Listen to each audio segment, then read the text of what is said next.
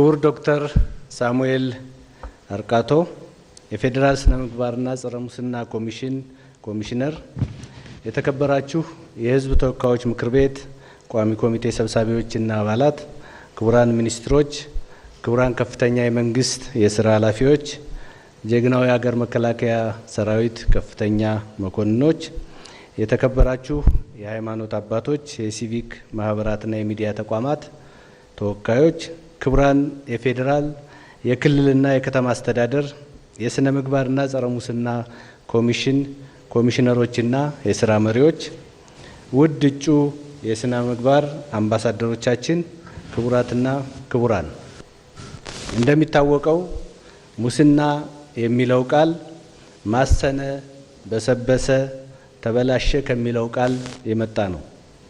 ሙስና ማለት መበስበስና መበላሸት መሆኑንም ያመለክተናል።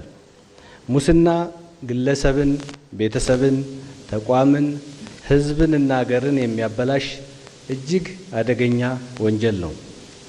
ሙስና ከሌሎች ወንጀሎች የሚከፋውም ከሰብአዊ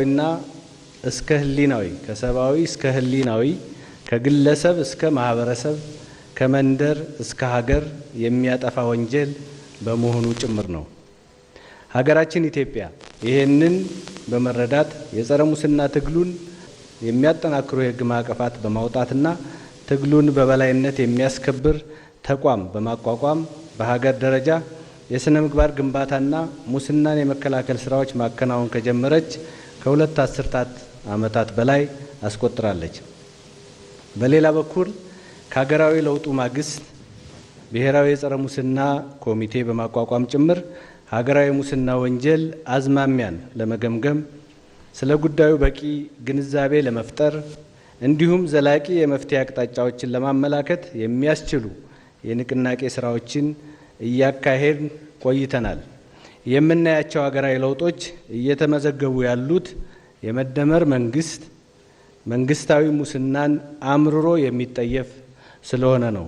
በዚህ አጋጣሚ በዛሬው ዕለት የተበረከተው ለክቡር የኢፌዴሪ ጠቅላይ ሚኒስትራችን በጣም ተገቢ ሽልማት በመሆኑ እሳቸውንም እንኳን ደስ አሎት፣ እኛም እንኳን ደስ አለን ለማለት እፈልጋለሁ።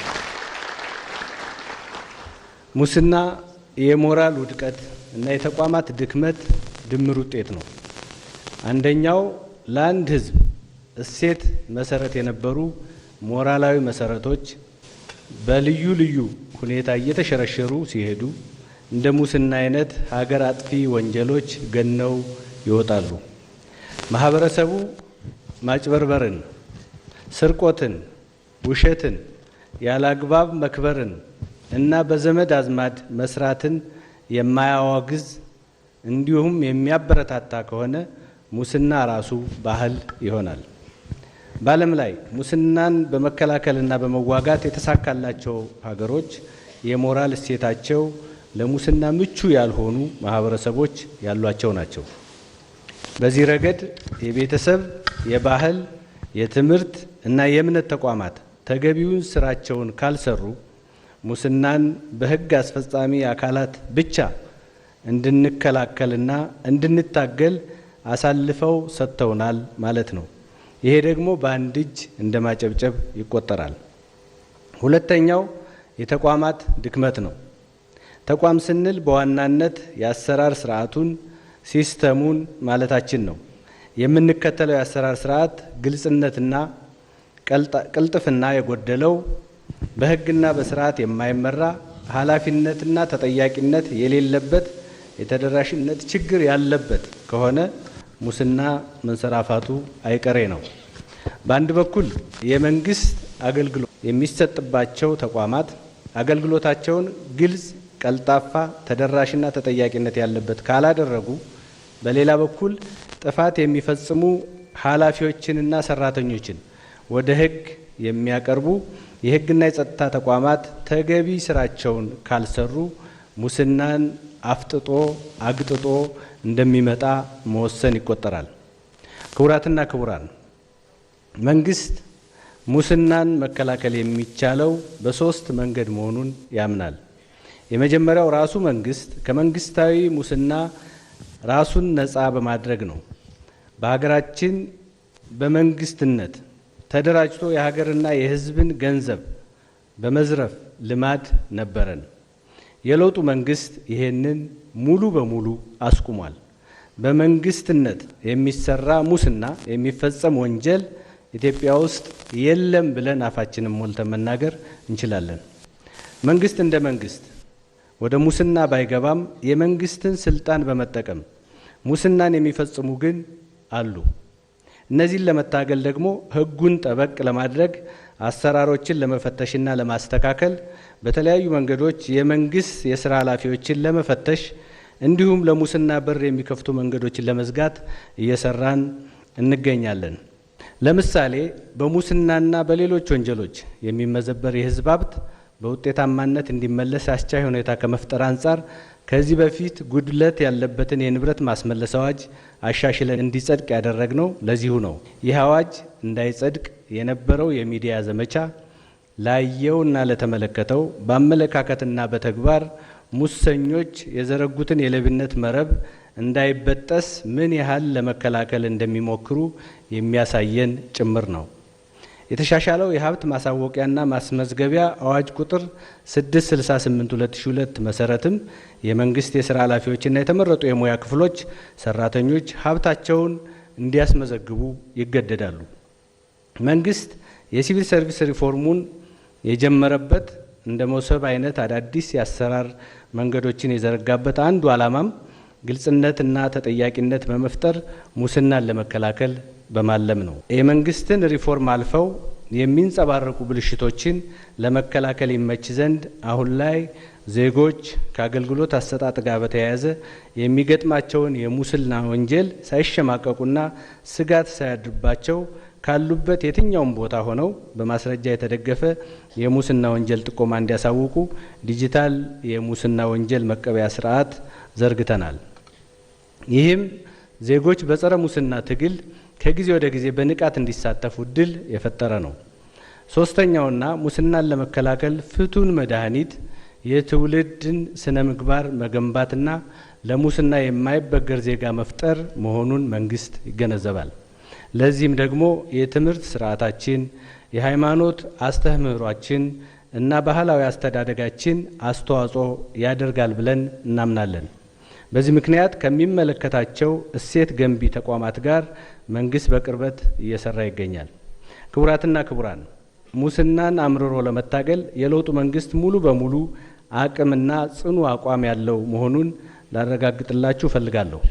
አሁን ላይ መንግስት ተቋም አቋቁሞ ፖሊሲና ሕግ አዘጋጅቶ አመራር አሰማርቶ በልማት ስም ለዝርፊያ ያመቻቸው ተቋማዊ ሙስና ለመኖሩን አስረግጠን መግለጽ እንፈልጋለን። ይልቁንም ተቋማዊ በመሆን ሀገር ወደ ማፍረስ ደረጃ እያመራ የነበረውን ሙስና በጠንካራ ትግል አስቁመናል።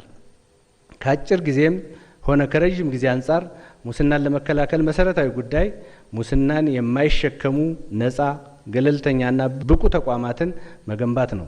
ይህንን ባለፉት የለውጥ ዓመታት ግልጽ ግብ አስቀምጠን በመደመር መንገድ በሪፎርም አካሄድ አጠናክረን እየሰራ እንገኛለን።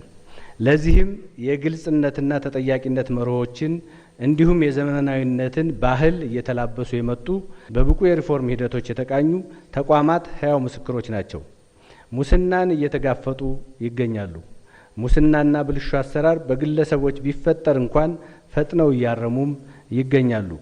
የታላቁ ህዳሴ ግድባችን መጠናቀቅ ለዚህ አንዱ ትልቅ ማሳያ ነው።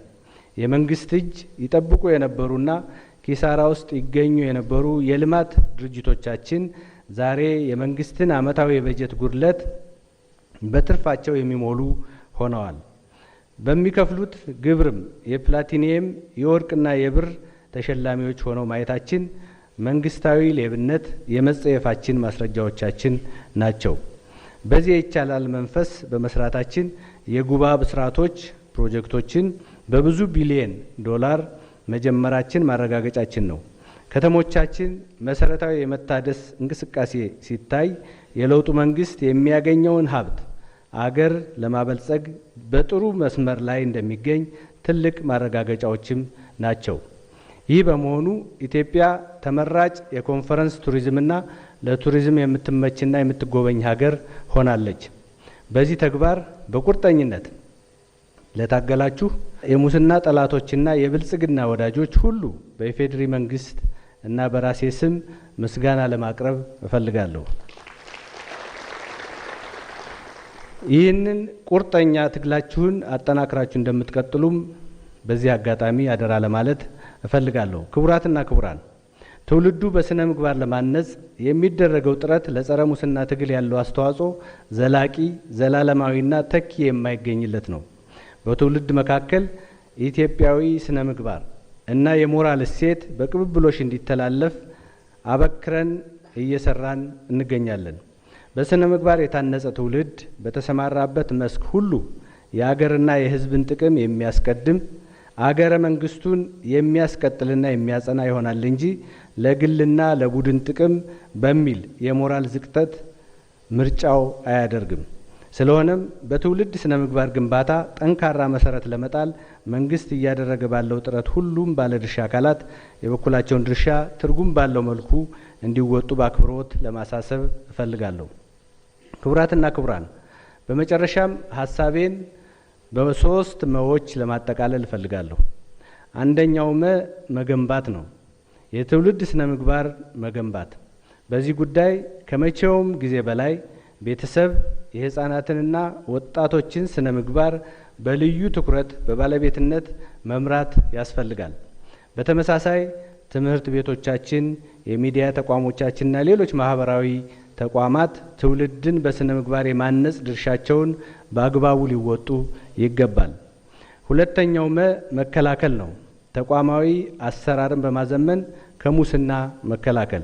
በዚህ ጉዳይ በቀዳሚነት የተቋማት መሪዎች፣ የስራ ኃላፊዎችና ሰራተኞች በዋናነት በተቋማቸው ሙስናን የመከላከል ህጋዊና ሞራላዊ ግዴታ አለባቸው። የሚዲያ ተቋማትም የግልጽነት ችግር ያለባቸውን የተቋማት አሰራሮችን በምርመራ ጋዜጠኝነት ስራ ማጋለጥ ይጠበቅባቸዋል። ተገልጋዮች እንዲሁም አገር ወዳድ ዜጎች ለሙስና እጅ መስጠት የለባቸውም። ሶስተኛው ደግሞ መከበር ነው። ለሙስና ወንጀል ህግ መከበር አለበት። ሁሉም ቁርጠኛ መሆን ይገባዋል። በቀዳሚነት ዜጎች ታማኝ መረጃን በማቅረብ ለጸጥታና ለፍትህ አካላት አቅም መሆን ይገባቸዋል። በሌላ በኩል በምርመራ በክስና በፍርድ ውሳኔ አሰጣጥ ሂደት የሚሳተፉ ባለድርሻ ተቋማት የህግ ማስከበር ስራ ውጤታማነት ሊረጋገጥ ይገባል። በዚህ አጋጣሚ 22ኛውን ዓለም አቀፍ የጸረ ሙስና ቀን አስመልክቶ በፌዴራል በክልሎችና በከተማ አስተዳደሮች ሰፊ የንቅናቄ ስራ ያከናወናችሁ ኮሚሽኑን ጨምሮ በየደረጃው ያላችሁ የስራ መሪዎች በዚህ አጋጣሚ በሙሉ ልብ ላመሰግናችሁ እፈልጋለሁ። በመጨረሻም የተቋማት አገልግሎት አሰጣጥ ከሙስና የጸዳ እንዲሆን የጸጥታና የፍትህ አካላት ሙሰኞችን ለህግ እንዲያቀርቡ የተጀመረውን የሲቪል ሰርቪስ ሪፎርም እንዲስፋፋና ከሙሰኛ ግለሰቦች ነጻ የሆነች ኢትዮጵያን እንድንገነባ መላው ህዝብ እስካሁን ያደረገውን ጥረት አጠናክሮ እንዲቀጥል በዚህ አጋጣሚ ታሪክ ሰሪ ጀግኖቻችን ከምናስብበት የአድዋ ድል መታሰቢያ ሙዚየማችን ጥሪዬን ማቅረብ እፈልጋለሁ። እንደ ታሪክ ሰሪ ትውልድ ሁሉ ሁላችንም በዚህ አድዋ ሙዚየም ስንገናኝ ታሪክ እንደምንሰራ እና ሀገራችንን ለሙሰኞች ሳይሆን ለብልጽግና ተዋናዮች ሁሉ የተመቸች ሆና ለመጪው ትውልድ ለልጆቻችን ያደገች የበለጸገች ኢትዮጵያን እንድናስረክብ ሁላችንም በአቅማችን ጥረት ማድረግ ይገባናል እላለሁ። በዚሁ ፕሮግራሙን ማጠቃለል እንችላለን። በጣም አመሰግናለሁ።